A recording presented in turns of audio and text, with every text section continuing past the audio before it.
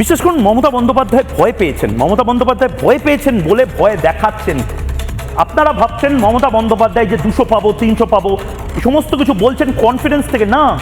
মমতা বন্দ্যোপাধ্যায়ের কনফিডেন্স চুরমার হয়ে গেছে এবং মমতা বন্দ্যোপাধ্যায় বুঝতে পারছেন যে এখন কনফিউশন ক্রিয়েট করা ছাড়ে আর কিছু নেই। শুভেন্দু অধিকারীর বডি ল্যাঙ্গুয়েজ দেখলেন? এই মুহূর্তে শনিবার ঠকঠক করে কাঁপা উচিত। বিজেপি নাকি এবার হারছে, মমতা বন্দ্যোপাধ্যায় 300 আসন পাচ্ছেন, আর বিরোধী দলনেতা ওপেন টেলিফোনিক সাক্ষাৎকারে বলে দিলেন 2 জায়গায় জিতছি।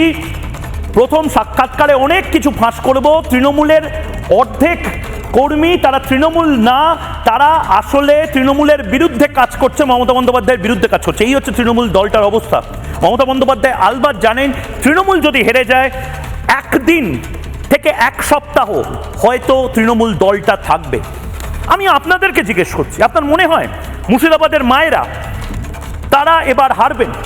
আপনার মনে হয় যে মায়েরা চোখে চোখ রেখে মমতা বন্দ্যোপাধ্যায়ের বিরুদ্ধে লড়েছিলেন, সবচেয়ে বেশি এবারে ভোট পার্সেন্টেজ সবচেয়ে বেশি কাদের জানেন?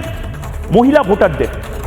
সবচেয়ে বেশি মানুষ যারা ভোট দিয়েছেন তাদের মধ্যে থেকে অন্যতম মহিলা ভোটাররা। আপনার মনে হয় মুর্শিদাবাদের মহিলা ভোটাররা, মায়েরা, বোনেরা তারা হেরে যাবেন? কি বলেছিলেন তারা?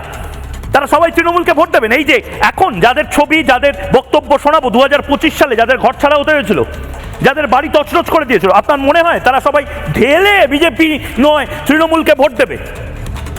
শুনুন, নিজেকে প্রশ্ন করুন।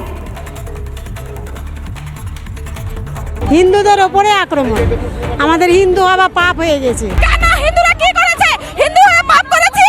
পাপ করেছি আমরা? হ্যাঁ, আমরা কি পাপী? আমাদের হিন্দু হওয়াটাই অপরাধ, হিন্দু হয়েছে এটাই আমাদের অপরাধ, আর কিচ্ছু না। হ্যাঁ, আমাদের হিন্দু হয়ে অপরাধ, শাখা সেতু ভেঙে দিতে হবে, ওদের স্লোগান দিতে হবে। কি অপরাধ করেছি? আমরা কি হিন্দু হয়ে অপরাধী হয়ে গেছি?